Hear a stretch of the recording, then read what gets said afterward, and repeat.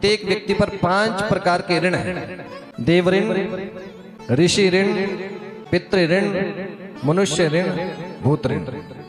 पंच महायज्ञ से इन 5 प्रकार के ऋणों से मुक्ति मिलती है। देव ऋण से ऋण कैसे हुआ जाता है?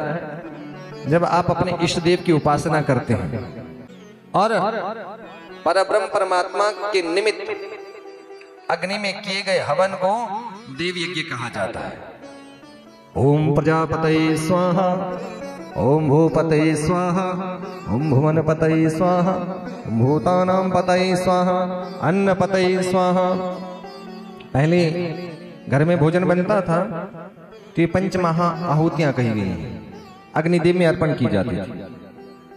इससे यज्ञ हो गया।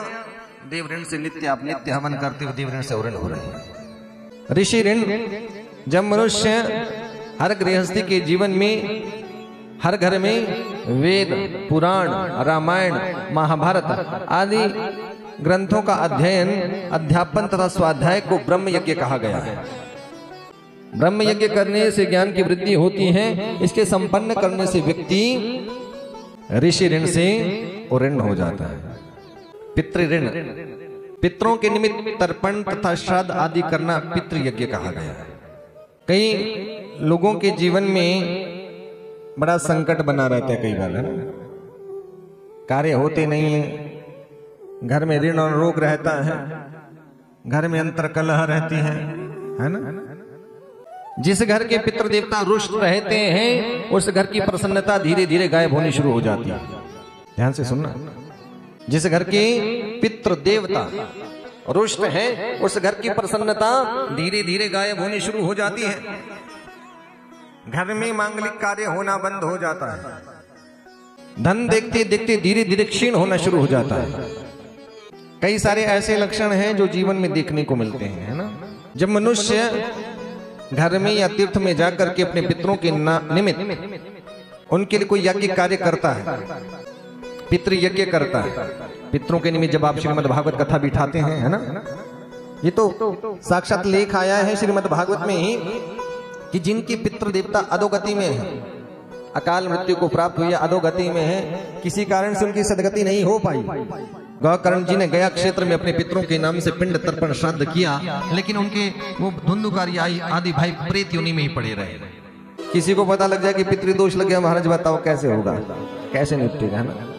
और आपसे निवेदन करें कि जिन पितरों की दी हुई संपदा को आप ग्रहण कर रहे हैं ना, उनके निमित्त तो बिना कारण के भी ये पितृ यज्ञ करते रहना चाहिए। सौभाग्य मिले तो यज्ञ में बैठ करके उस कार्य के निमित्त यजमान बन करके उसमें जो भी कार्य, अगर भागवत पारायण है तो वो, चाहे उसमें पिंड तर्पण श्राद्ध कुछ भी कार्य हो रहा है, पितृ यज्ञ तो जितनी बार कीजिए उतना ही कम है। पितरों के ऋण से कहा, जब तक उनकी उस संपदा को हम भोग रहे हैं, उनके दिए गए धन वस्तु को भोग रहे हैं, तो ऋण कैसे हो सकते हैं।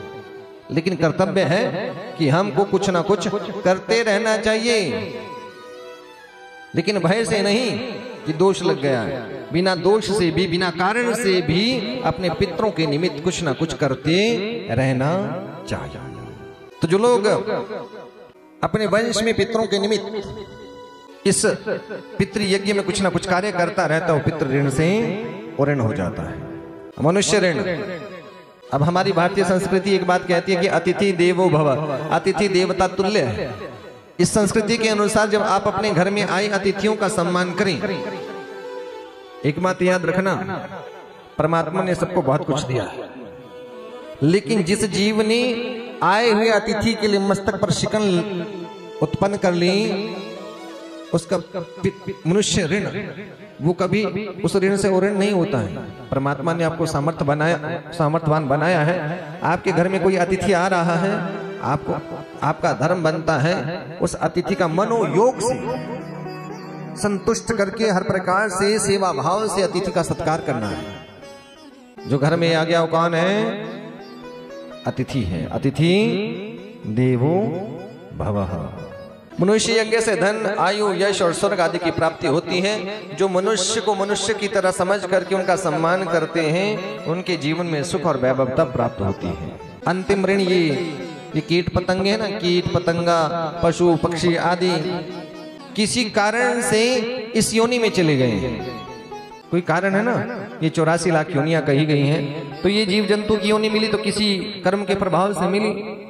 इनके लिए भी जो थोड़ा बहुत अन्न का दान, आपकी चींटियों के लिए रोटी रखते हो ना, पक्षियों के लिए रोटी रखते हो, अन्न डालते हो, दाना डालते हो, कुछ ना कुछ कर्म आप जल का, गर्मी आ गई पानी की व्यवस्था करके रखते हो, तो ये पंचम ऋण से आप ऋण होते हो।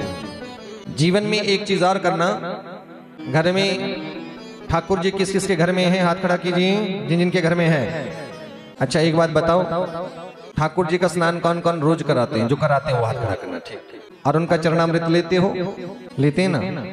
नित्य एक नियम बनाना।